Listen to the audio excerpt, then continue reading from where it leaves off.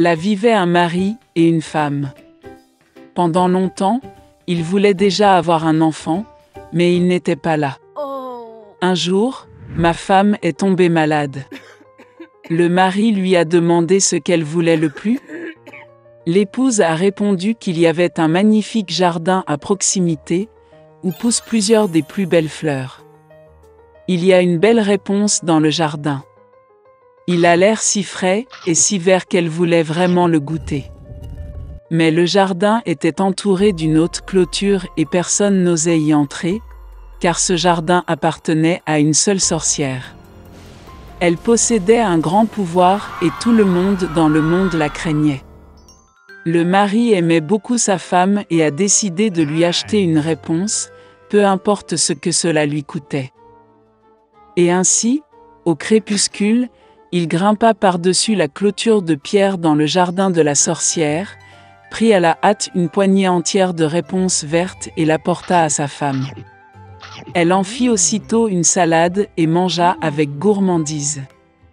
Elle aimait tellement cette salade que le lendemain, elle en voulait encore plus qu'avant. Le mari retourna dans le jardin, mais la sorcière se tenait déjà devant lui. Elle le regarda avec colère et dit qu'il paierait cher pour avoir volé la réponse. Il a demandé à la sorcière de ne pas se fâcher, car il avait arraché réponse pour sa femme, qui était très malade. Et il l'aime tellement. La colère de la sorcière passa un peu, et elle dit que si c'était vrai, elle lui permettrait de ramasser autant de réponses qu'il le voudrait, mais à une condition. Il devra donner à la sorcière l'enfant qui naîtra de sa femme. Le mari était d'accord avec la peur. Lorsque la femme a donné naissance à une fille, la sorcière est immédiatement apparue, a pris l'enfant avec elle et l'a nommé Réponse. Rapunzel est devenue la plus belle fille du monde. Quand elle avait 12 ans, la sorcière l'a enfermée dans une tour. Cette tour était dans la forêt et elle n'avait ni porte ni escalier. Seulement tout en haut se trouvait une petite fenêtre. Quand la sorcière a voulu escalader la tour, elle a appelé Réponse pour lui faire descendre ses faux. Et Réponse avait de beaux cheveux longs. Elle entend la voix de la sorcière, desserre ses tresses, les attache au crochet de la fenêtre, et les cheveux tombent, et la sorcière grimpe alors, s'accrochant à eux. Plusieurs années passèrent et le fils du roi monta à cheval dans la forêt où se trouvait la tour.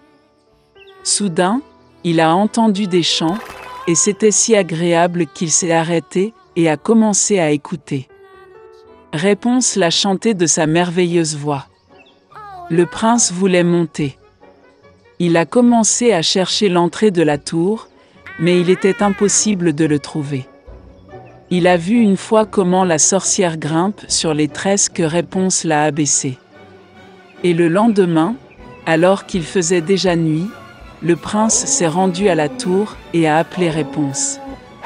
Elle entendit, baissa ses tresses et le prince monta. Réponse, voyant entrer un homme qu'elle n'avait jamais vu, eut d'abord très peur. Mais le prince lui parla affectueusement et lui dit que son cœur était si touché par le chant qu'il décida de la voir sans faute. Puis Réponse a cessé d'avoir peur, et quand il a demandé si elle acceptait de l'épouser, elle a donné son consentement et lui tendit la main. Ils ne savaient tout simplement pas comment descendre ensemble. Ils ont compris que lorsque le prince viendrait, il emporterait toujours un morceau de soie avec lui, et Réponse en tisse une échelle. Et quand l'échelle sera prête, ils descendront ensemble et partiront. La sorcière n'a rien remarqué jusqu'au jour où Réponse a demandé pourquoi il est plus facile de traîner le prince. La sorcière comprit tout, se mit en colère et s'agrippa de rage aux beaux cheveux de Réponse. Je les ai enroulés plusieurs fois autour de mon bras gauche, et avec ma droite j'ai attrapé les ciseaux, les ai coupés. Elle emmena la sorcière dans le fourré dense de Réponse et la cacha.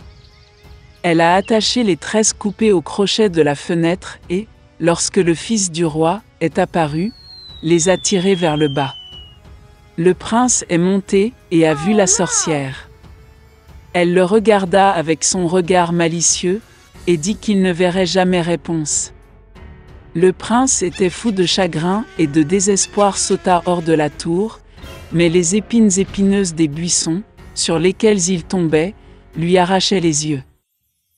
Le prince aveugle a erré pendant plusieurs années dans le chagrin et le chagrin à travers la forêt, tout le temps pleurant et pleurant pour sa bien-aimée perdue.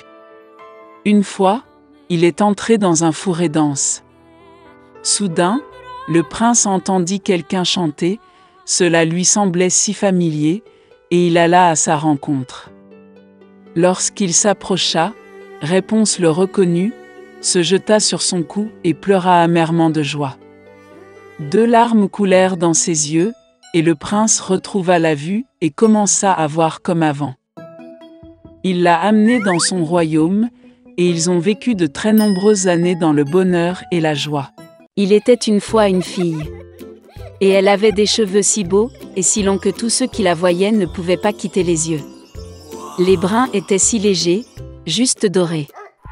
Par conséquent, ils l'ont appelée Boucle d'or. Pour toute sa beauté, c'était une petite fille très coquine. Maman lui a toujours permis de marcher dans la cour, mais lui a ordonné de ne pas aller dans les bois derrière leur maison.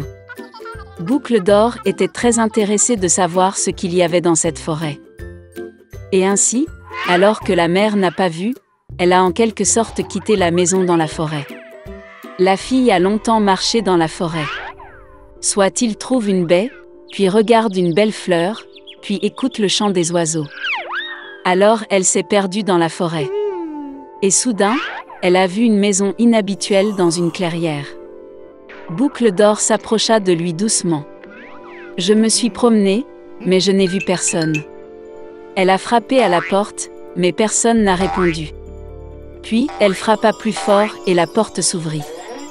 Boucle d'or entra prudemment. 3 ours vivaient dans cette maison. Un ours était papa, gros et hirsute. L'autre était une mère ours. C'était plus petit. Le 3e était un petit ours. Les ours n'étaient pas chez eux car ils étaient allés se promener dans les bois. La fille entra dans la pièce et vit 3 bols de porridge sur la table. Le premier bol, le plus gros, était le papa ours. Le 2e bol, le plus petit, était la mère ours, et le 3e, le plus petit, était l'ourson. Près de chaque bol, posait une cuillère, grande, moyenne et petite. Boucle d'or avait tellement faim qu'elle a d'abord voulu manger dans un grand bol.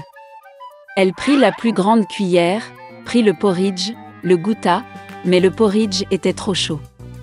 Puis elle prit une cuillère moyenne, ramassa le porridge, le goûta, mais le porridge était trop froid.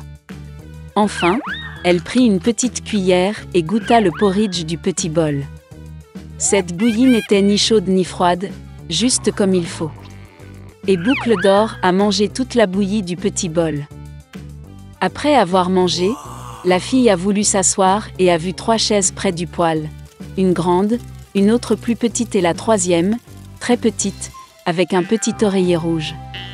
D'abord, elle a essayé de monter dans la plus grande chaise, mais n'a pas pu. Ensuite, la fille a essayé de s'asseoir sur la chaise du milieu, mais c'était très dur et inconfortable.